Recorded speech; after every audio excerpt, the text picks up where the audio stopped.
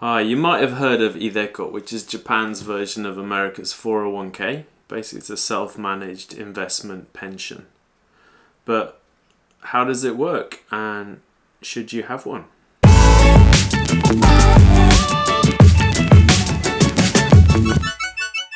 Now, I should probably leave you hanging until the end of the video before I tell you whether you should have an iDeCo account or not. You know, please the YouTube gods and all that. But I'm going to cut to the chase because I don't want to waste your time. If you're an American citizen, you probably shouldn't use iDeCo. The reason for that is because iDeCo only invests in mutual funds at the moment. You can choose your provider, but all of them just have mutual funds in the account. And for American citizens, it's quite a bad idea to invest in non-American mutual funds. They're called PFICs, and they're treated unfavorably by the IRS. So there's a bit of a link in the description talking about that. For everyone else who's not American, whether or not iDeCo makes sense for you is going to basically depend on how long you're planning to stay in Japan. If you're planning to just be here for a few years, iDeCo might make sense. It might be a good option, but it might not.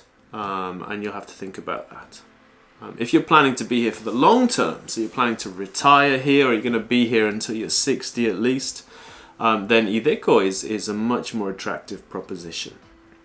How iDeCo works is that basically the government wants to encourage people to save and invest for retirement. And to do that, they basically made the iDeCo account. iDeCo stands for Individual Defined Contribution. And basically what that means is that you're allowed to put a certain amount of money into an iDeCo account every month. And with that money, you can choose to invest in different things. From cash, there's a cash account in every iDeCo account, to different types of funds that might have bonds or Japanese things or international things and so on. There's a lineup that's based on your provider. To sweeten the deal, the government gives you a tax break by allowing you to put pre-tax income into the iDeCo account. What that means is that any money you put into iDeCo gets taken off your salary before your taxes are calculated. So you end up paying less in income tax. The higher your salary, the more you pay in income taxes, the more attractive iDeCo is because your marginal tax rate is higher, so the benefit of reducing your taxable income is also higher. If you don't really pay a lot of income tax, then iDeCo is not as attractive as it would be for someone who's got a very high salary and they're paying a lot of income tax every month. How much money you're allowed to pay into iDeCo depends on what kind of Nenkin you're paying. So you must be paying into Nenkin to use an iDeCo account, but if you're living in Japan, you should be paying into Nenkin anyway. If your income is so low that you're exempt from Nenkin and you apply to have your Nenkin payments reduced or exempt completely, you're not allowed to use iDeCo. I guess the reasoning there is if you can't afford to pay into Nenkin, then you can't afford to pay into iDeCo either. iDeCo contributions range from 12,000 yen a month. That's for people who pay into a Kyosai system. That's basically public servants and teachers at schools or universities. Up to 23,000 yen a month for kind of normal salaried workers at companies who are paying Kosei and Nenkin. And then 68,000 yen a month for people who are self-employed or freelance and paying into Kokumin Nenkin. So it basically completely depends on what kind of Nenkin you are paying. And the maximum is different, but the minimum is 5,000 yen for everyone. So the minimum you can pay into iDeCo is 5,000 yen a month. Once you've paid into iDeCo, you're not allowed to access the money until you reach the age of 60. So you can't get at it for any reason. And I think this is a plus in some ways because you're supposed to be saving for retirement, but it does mean that if you have an emergency or you end up having to leave Japan, you can't actually get your money until you reach the age of 60.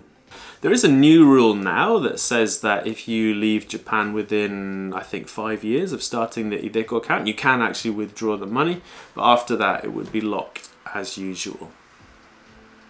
Once you reach the age of 60, even if you're living in another country, you should be able to get your provider to pay the money out to you and send it to your bank account in another country. The real downside for that is keeping track of your account information and then completing all the paperwork in Japanese. maybe 20 years in the future when you're no longer living here. So that's kind of a disadvantage if you think you're going to be leaving Japan. With iDeCo, you get the income tax break going into the account, but you also get a tax break when you take the money out of the account. It's treated as a kind of retirement bonus, taishokukin, so it's subject to the taishokukin tax allowance. And that depends on how long you've paid into it. So that's another reason to get started as quickly as possible with iDeCo, so you can build up your tax-free taishokukin allowance on the account. There are lots of different iDeCo providers. You can see a list on this website. There's a link in the description. They're all broadly similar. There are some monthly payments involved, so you have to pay a fee for every month that you use the account. You have to pay a standard fee to open the account, and then when you cash out, there's another minor fee as well. These are pretty low though, and they're pretty much across the board. Most providers are pretty similar, and you can use this website to figure out which are the cheaper ones. So basically, iDeCo is a pretty cool little system if you're planning to be in Japan for the long term, if you're planning to retire here. It's a great way to save and invest for the future. You get an income tax break now, your money gets to grow tax-free, and then when you take it out, you get another tax break in the future. Obviously, there's a lot more to iDeCo than we've been able to cover in this short video. I also wrote a guide to iDeCo. You can find a link in the description. And of course, if you've got questions, please feel free to post them in the comments here, or come over to the Retire Japan forum and ask them there. And there's a lot of friendly people there who can answer your questions. Hey, you made it to the end of the video. Nice one.